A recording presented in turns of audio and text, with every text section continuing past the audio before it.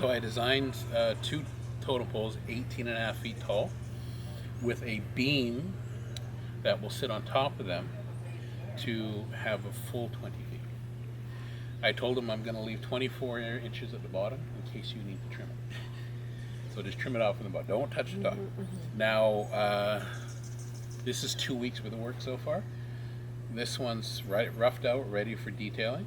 And next week I'll start the second pole. And we'll probably take a month to get that one to detail stage. And then the beam over in the driveway, I have somebody coming over today with a chainsaw, and hopefully we're going to mill that out.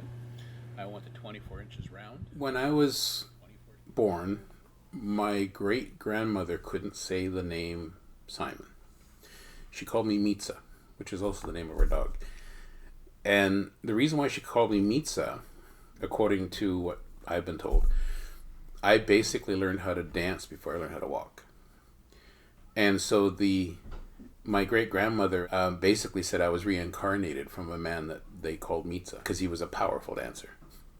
So I've been dancing since I was very, very young. My grandfather actually put together a group, and we were one of the very few performing families in North America at the time. So once I started doing this, I realized that I wanted to carve my own mask. I wanted to dance my own mask. So that's when I reached out to my father, who's an internationally renowned carver in his own. And I remember I asked him, I want to buy a car. And he says, well, I'm not going to buy one for you, so you need to learn how to work. So that's primarily where my professional art career started. But I've been painting, drawing. So this is actually, it's not plastic, it's real lacquer. That's more interesting than this to me. Indeed. Yeah, these are very touristy pieces, but right.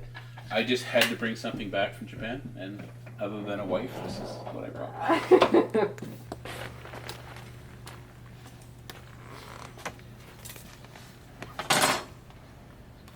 Well, these logs are approximately 120 to 140 years old. So they are what we call second growth trees. They're not old, ancient growth trees, which I prefer to carve, but the client wants something sustainable. Up here we have an eagle, and I've been at his property. So this eagle actually is standing on the top of this pole, and the head is slightly turned to the left and looking down. And the reason for that is I actually asked them where the entrance to the property is from the dock. And so if you're looking at the house, the entrance to this property is slightly to the left and of course down from the totem. So my hope is that when you walk up those stairs, the first thing that you see is this eagle staring at you. So it's all calculated in my head.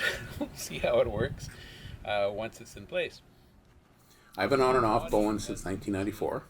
I met Doug, and he bought a mask for me, and so I started to like Bowen. So I asked my wife if she would come with me to work, and then get back on a ferry, and then go to work in downtown Vancouver. And I want you to tell me the difference from Blue Ridge as opposed to Horseshoe Bay. 15 minutes.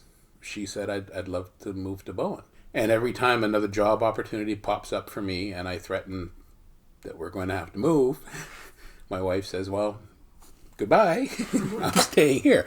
There is a huge build-up right now of authentic Aboriginal artists. But to be honest, First Nations art does not do well on Bowen Island.